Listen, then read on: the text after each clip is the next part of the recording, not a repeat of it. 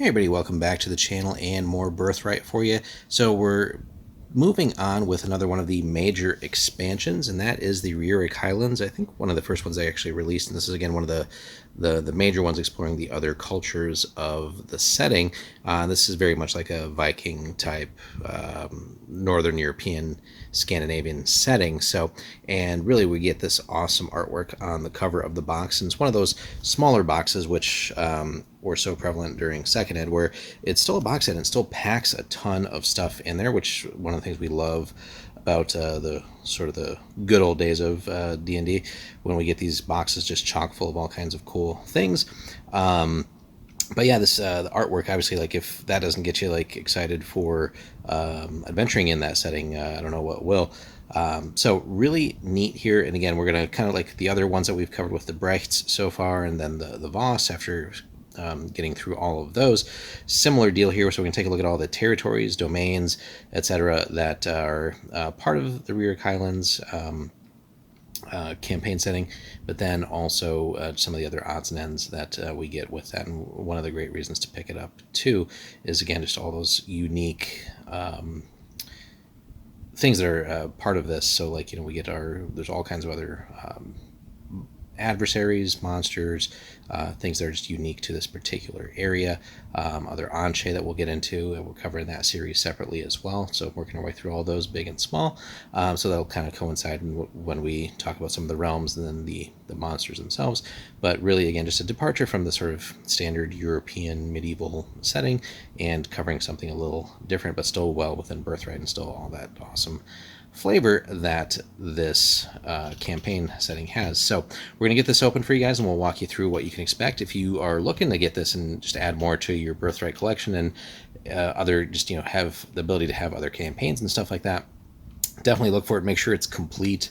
First of all, a lot of people selling stuff that isn't complete and still charging insane prices on eBay, but also make sure it's all in good condition and everything too, right? Just so that you have that. So without further ado, we'll get this open and we'll be right back.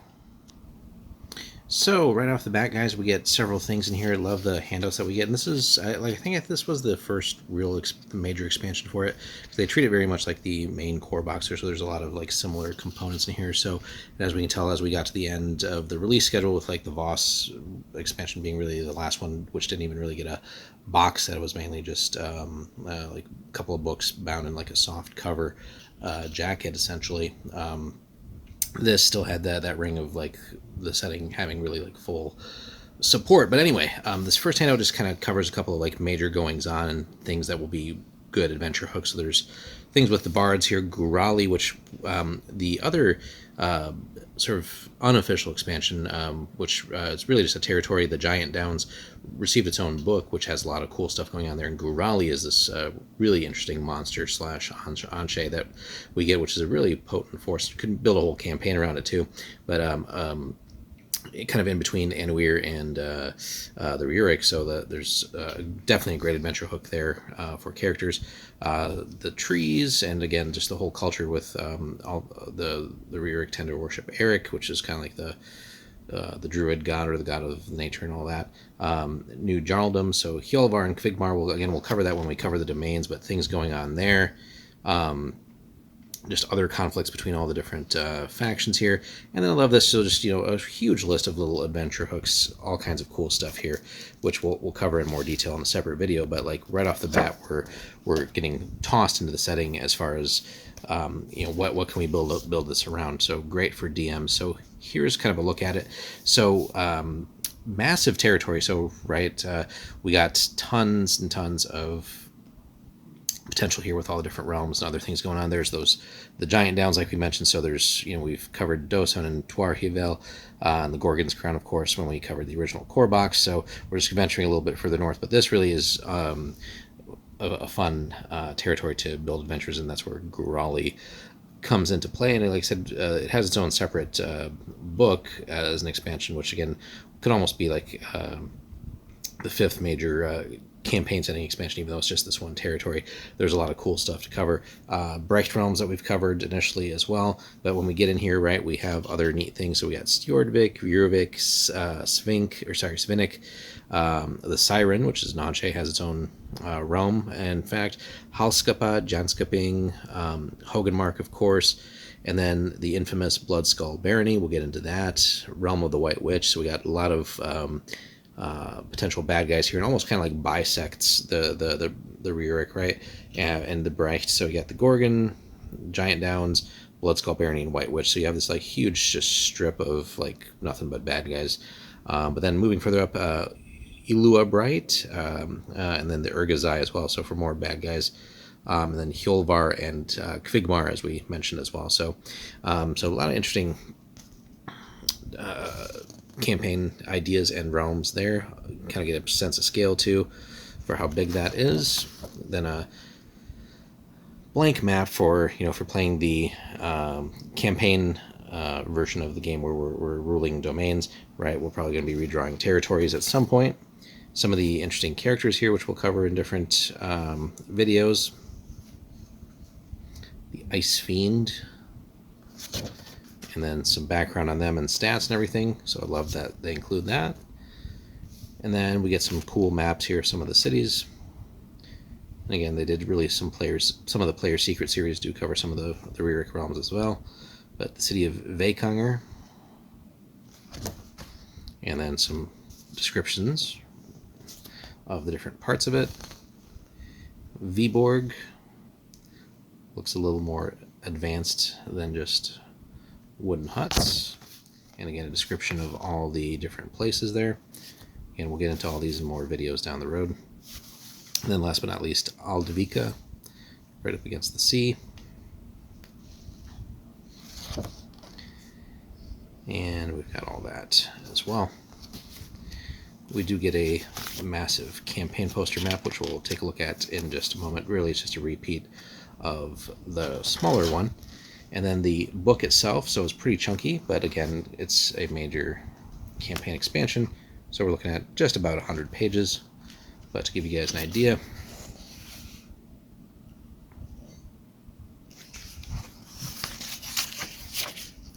let's slide that over a little bit here. So we get an introduction to the people, the lands, the Tail Shore, kind of like, again, broken out into regions, which will cover the Siren's Realm, Halskapa, Rjurik, Stjordvik, Svinnik, other domains, the Tail Shore tribes. We get into the Northlands. Again, we get the infamous White Witch, the Bloodskull Barony, two of the major bad guy realms. Hoganmark, Jankaping, the Northland tribes, and other domains. Then we finally get into the Wildlands, which, again, the Giant Downs, which, again, we'll cover a whole separate series once we get to that book someday. Hjolvar, Kurin Azur, Kvigmar, Lulabright, or Uabright, we'll have to double check on the pronunciation of that. Urgazai, the other wild domains, the Wildlands tribes. And then getting into all the different characters, right? We got tribal characters, druids, bards, their special places, special dooms, a lot of cool stuff. So if you remember, we had the spell tattoos and other things that were unique to the boss, and then here we have these things going on, the Rjurik warriors and recruitment. Again, like if like Viking setting is your jam, then this is a great thing to pick up. And then also with all the unique things that Birthright has. And then an actual adventure included in here too, which is pretty neat. So for investing in this campaign expansion, you're getting a solid roughly 16-page adventure as well. So really neat stuff here. So again, we'll be getting through this slowly but surely, but it'll cover a lot of neat things too. So beyond just the realm descriptions and all that stuff. So that's going to be exciting to dig into for you guys. And then the other thing that we get with all these expansions is really a way to increase also when we're running the domains, right? We have different military cards here. So we're going to sort these out for you guys. They've gotten mixed up, unfortunately. But we'll sort this out for you guys real quick, and we'll just take a quick tour through some of these units that you now get. So when we're fighting battles, right, we get all the stuff. So and that's another part that's awesome with Birthright. It's really a game within the game. We got the land battles, the naval battles, which really can be pretty high stakes, especially if we are running a domain and get invaded, or we're doing the attacking ourselves, right? So it really is that real risk and reward in fighting with your armed forces that you have. So we'll be right back. Alrighty, guys, let's walk through all the battle cards that we get for the Rjurik. So we'll start with them in particular. So we got Rjurik archers, pretty standard stuff here. Obviously their bread and butter is going to be shooting. They can only take the one hit before they are completely wiped out. Move 2, defense 2, melee 2, right? They're not going to do well there, but solid missile 4. So we're going to definitely like those. We get plenty of cards for them too with the different battle symbols. One of the more elite units, they only gave us one card. No, actually, sorry, they gave us multiples. I was not sorting that correctly. Let's get that in order here. We got the House Carls, very elite.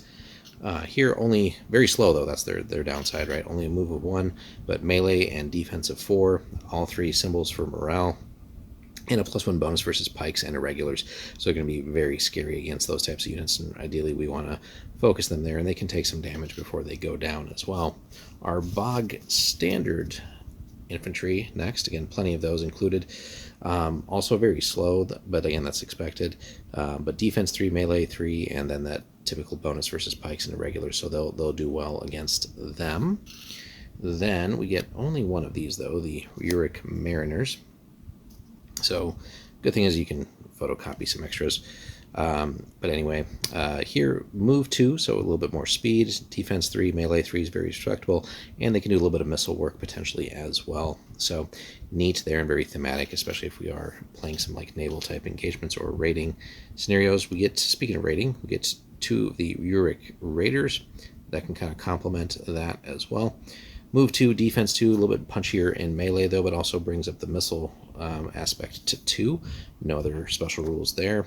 As you can see too, some of them are a little bit weaker on morale. Right next to it, let's get this next one out of the way.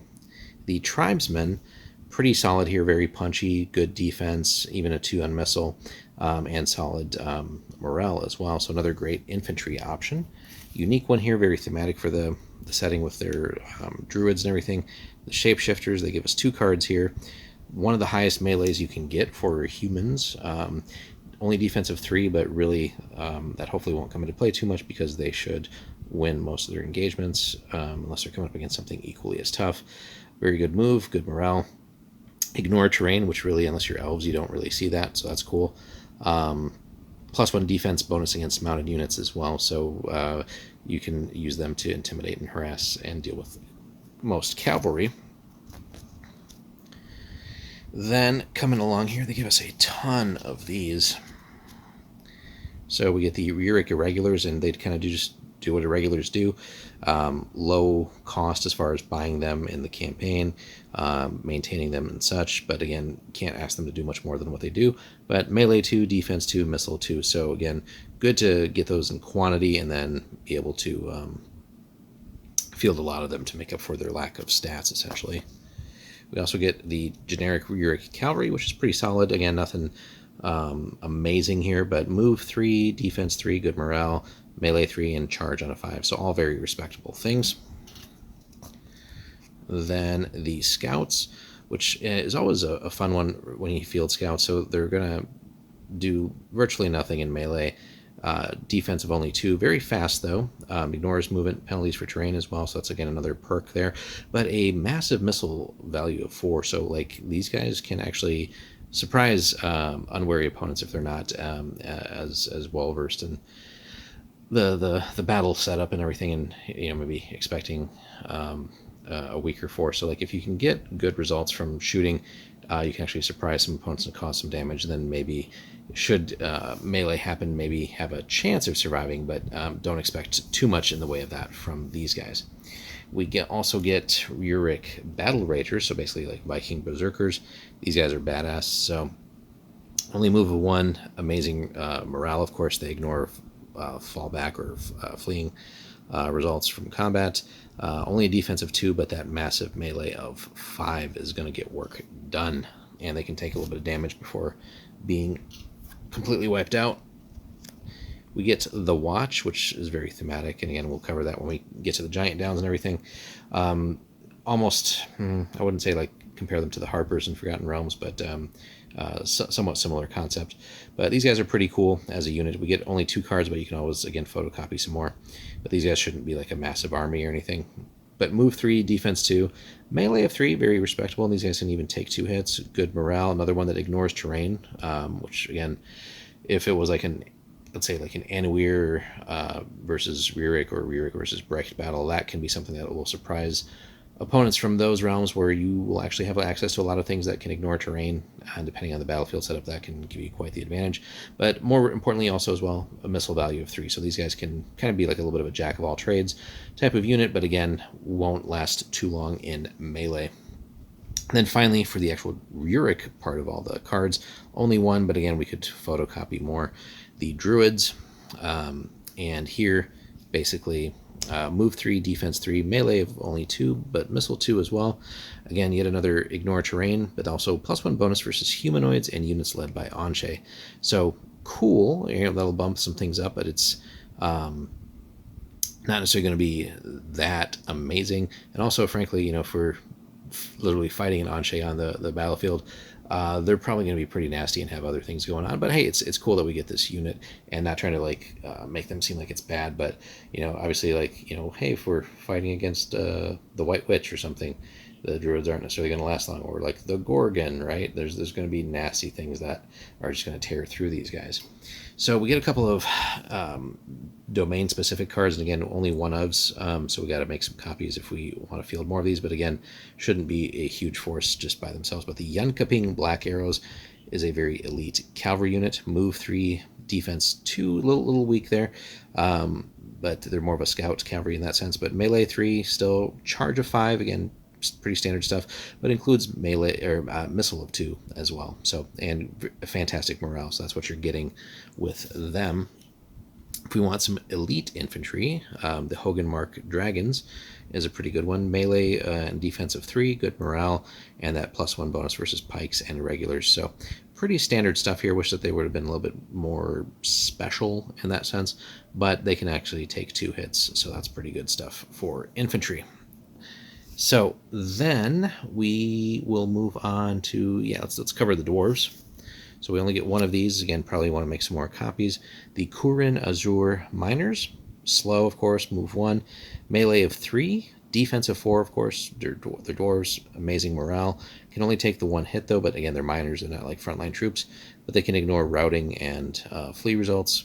Or fallback results, I think, caused by magic. May deploy in any square in the field, though, and that's really what you're getting them for, because they can pop up behind the opponent and, in some cases, or just in other spots where they're not going to be expected, and then cause all kinds of worries and issues for the opponent. They have some elite troops here, another 1 of, so again, make copies. Melee 4 and defense 5, amazing stuff for the infantry here. They can take some hits, and again, ignore RNF results caused by magic, and top tier morale. Moving on. Kurin Azur Infantry, 3-4, and good morale here, and again, the ignore RNF results. Good stuff, but again, they can only take that 1 hit, but they're still, with that defense 4, going to do some work. And then to round out the dwarves, we got the Kurin Azur Crossbows. So again, pretty weak on melee, but they still rock that defensive 4, so they can last a little bit until help arrives. A solid missile value of 4. Again, the good morale with the dwarves, and ignore the RNF results. So that kind of takes care of some of the good guys. We'll jump into the elves next. So we got the Luabrate Guards, top tier elf unit, right? Melee of 5, defense of 3, top tier morale, very good missile value, right? So they can kind of do a little bit of everything. They're fast for infantry too, right? Given that they're elves, and on top of it, ignore terrain basically. So good stuff. Again, only 1 of those, so make some cards, but again, they're guards, so they should be like top tier units, and shouldn't be a whole army unless the opponent really, or unless you really have the ability to raise a lot of them. The elf archers, pretty typical compared to other nations' elf archers. So move 2, defense 2, melee 2, but really we're buying that missile 5 from these guys, plus the ignore terrain and top tier morale. So they also have good, just regular infantry here. The swords Melee 3, defense 3. Again, very fast, right? The elves are almost all like pseudo cavalry in that sense that 2 is their slowest. And again, ignore terrain, top tier. Morale with all the symbols. They can only take that one hit though, and before they go away. But they also have still a missile value of 1, so they can do a little bit of work with that. And then to round them out, the cavalry, which is their the Gallier Sidhe. That's like where they like go and hunt humans and humanoids. So nasty in the lore, but this is really like one of the best cavalry things that you can have out there for really anybody. So let's take a look. Move 4, so we're going to get to wherever we want on the battlefield. Very good defense, especially for what you normally wouldn't say like cavalry, or in this case elf cavalry, is going to be very good on defense, but they're packing the defense 4. All the morale symbols, again, ignore terrain, which again, even though it's cavalry, they're still ignoring terrain because they're still elves. Melee 3, so if the fight goes too long, they might flounder a little bit, but we still got that awesome charge of 5, so hopefully that will cause damage to the enemy first, and they can actually take 2 hits as cavalry. But on top of it all, they are as good at missile shooting as most other nations, like really good infantry, or really good missile units. So they have everything. There's really nothing that they are bad at, and that's a scary thing. So if you can raise these in quantity, or if you're across the table and fighting them in quantity, that's going to be a rough day. Oop, we forgot one human unit that was hiding off to the side here. That's the Helskepan Wolf Guard. So here we got, this is a top tier infantry unit too. Melee 4, defense 4, only the move 1, but perfect morale. And then you still have that bonus against pikes and irregulars. So if the opponent is fielding these, and we do have at least maybe like a couple of these units, they're going to chew through a pike and irregular force, right? Melee 5, defense 5 with the morale and all that. Like there's not much that those types of units are going to do to stand up to those long, and they can take 2 hits as well. So really good stuff there. So if you're running Hellskepa, invest in that. All right, now we get to the humanoids.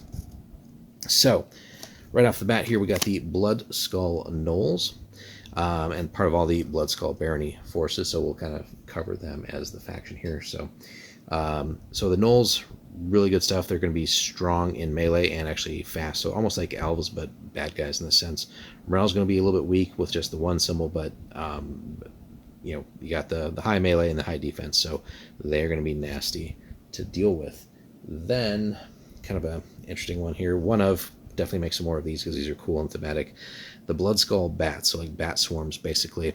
Super fast, okay melee and defense, terrible morale. Obviously they ignore terrain because they fly, but they're almost like pseudo cavalry, right? And then they get a charge value of 3, so not especially impressive, but just annoying enough, and really something that will be fielded in quantity against you.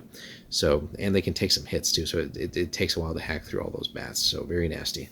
So then Blood Skull Orogs, their standard fare here, basically typical Orog units, melee 3, defense 3. Pretty good morale. They can take 2 hits, so they're going to be around a while, and then they do that thing where they are just better against pikes and irregulars. So again, be wary of fielding those types of units if you're seeing these guys. These guys will deal with that pretty handily. So then, I think one more here, yeah. So the Blood Skull Goblins, obviously a lesser tier of unit, but again, one of those things with the goblins, there's obviously going to be a lot of them, so you're going to see just tons of these units. They're not particularly scary one-on-one, right? Melee 2, defense 2, not too much to worry about. They can take hits though, but then they do carry that little missile value of 1, so they're going to be just annoying enough to occasionally cause damage and degrade your units. And especially, again, we're going to see these in quantity, so there's going to be a lot of that to deal with. Then finally, for them, the Scarlet Baron's Own, again, sort of like a guard type unit. Sadly, like not all that special. They can take the 2 hits, which is, I guess, good for what this is, but really it's just like a regular type of infantry unit. It's got the pike and irregular bonus, so again, they'll do very good against that stuff. But aside from that, like other stat wise, nothing too fancy. They do have good morale, so we'll give them that. But the fact is they can also take the 2 hits though, so it's going to take a while to punch through those. But so not not like a dire threat, but if you're facing a lot of these, and again, we only get the one card, so definitely make more copies. But if you're unleashing the Blood Skull Barony on your players, then you'll want more of these, and these can be definitely quite annoying. Now, a little odd one here before we wrap up with Urga Zai. So, and again, only one of, so you'll probably want to at some point make copies. But Gurali has also raised some units here, and then in this case, his guard unit. Again, it's essentially a regular infantry type unit, but it has a missile value on top of it. So if we compare it to the previous guys, just also because they're using the same artwork. So, step down on defense, better morale though. Melee value is the same. It has the bonus versus the pikes and the regulars, but what Gurali's guard will bring in as well is a missile value of 2. So a very good all-around unit. So not quite elite, but as far as some of the numbers go, but it's another one that can just do a little bit of everything and progressively scarier in quantity. So then we're going to wrap up with Urga Zai, because they give us quite a few units for the Urga Zai, and tell you that they're a threat as well. So we start off with one of their heavy hitters, the ogres. Like literally, imagine an army unit of ogres, like a couple hundred of them is the typical unit size in the game, right? But melee value of 6, you don't see that really in anything human or human, like good guy humanoid. This is nasty to deal with, right? Defense of 4 to boot, so almost always are they going to have a better melee value than your defense, so they're going to cause damage. Move 2, so they're no slouch. You're going to deal with them sooner or later. Downside, I guess, is like only the one morale symbol, but they can also take multiple hits, right? And it's going to take forever to deal with them. So if these guys are being fielded against you in quantity, you're going to have to find a solution for them, probably shooting them to death, at least, and getting them weaker. Probably want 2 hits on them really before you engage, and then hope to finish them off in melee, or find other ways to deal with them, like magic, essentially. We got the Urga Zai Elite, and they are actually elite. We'll give them that. Move 1, melee 4, so they punch. Good defense of 3. Also still has that missile value of 2, so they're solid all-rounders, and actually can also take 3 hits as well. So these guys are nasty, and good morale on top of it. Only the one of, again, make some copies, but at some point they should be more than just literally the one unit available. Getting into their true melee, or not true missile troop here. Basically goblin archers, nothing too fancy here. They do have a +1 bonus versus mounted units, so you have that. They can only take the 1 hit though, so and they absolutely suck in hand-to-hand, so if you can get in contact, they'll fold pretty damn quick. But yeah, look for them to be sniping out your cavalry units, and they'll do very well against that. Goblin cavalry, basically, very good all-rounder, and can actually take a few hits. So, and again, the scary thing with them is there's going to be a lot of these out there. So move 3, defense 3, melee 3, so not particularly punchy, but that charge 4 will cause damage more times than not. Good morale too, and then that missile value will come in every now and then. So we have all of that, and then to wrap things up, the Urga Zai infantry, again, goblin infantry, you know what it is, very weak. They have the bonus versus pikes and regulars, so they'll be basically breaking even against those units. So it is a bonus, but yeah, and they can only take the 1 hit before they're wiped out in terrible melee. Again, one-on-one, nothing to worry about really, even with like pike units. Now, they'll probably chew through the irregulars because they tend to be a little weaker, but pikes can fight them somewhat equally. But again, you don't want to give them that bonus. But that missile value will cut every once in a while, so, but there'll be a ton of them, as we said. And then last but not least, we get 2 terrain cards. We get Tundra. Unmounted units must stop when they enter the area containing this card, and then they can leave the area without penalty. In combat, units in this area cannot be charged. Unmounted units suffer a -1 penalty on defense and melee ratings while in this area, so pretty nasty stuff. Probably make some more copies of that too. And then finally, ice fields. Mounted units may not enter the area containing this card, so that can really screw things up for battle plans. Unmounted units must stop when they enter the area containing the card. You can leave without penalty, and then units in this area cannot be charged. Units that begin the turn in this area cannot charge. So very nasty stuff. So the weather definitely plays a factor in battles in the setting. So that basically wraps things up for us, guys. Again, very cool expansion. We're eager to get into content for this for you guys. Be sure to like and subscribe. It really helps out the channel.